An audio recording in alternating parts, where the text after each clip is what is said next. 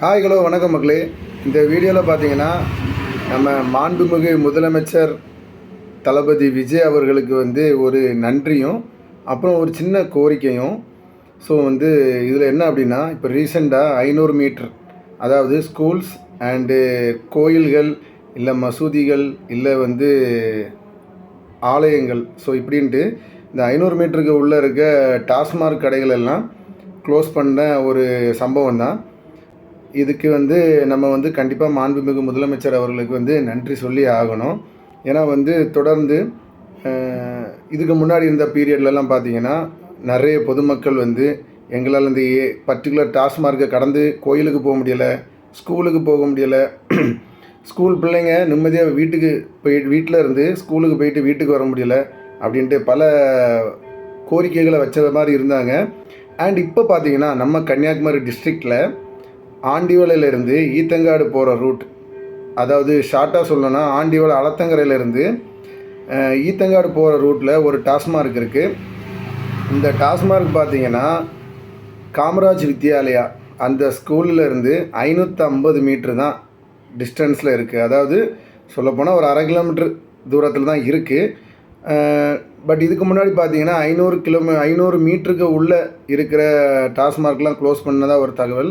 And இப்போ பார்த்திங்கன்னா அந்த ஸ்கூல் 550 மீட்டர்லேயும் இருக்குது. அதுக்கப்புறம் ஸ்ப்ரிங்ஃபீல்டு ஸ்கூல் பார்த்திங்கன்னா 600 மீட்டர், அதாவது இப்படி ஒரு 2 ஸ்கூல் அந்த டாஸ்மார்க்கை சுற்றி இருக்குது.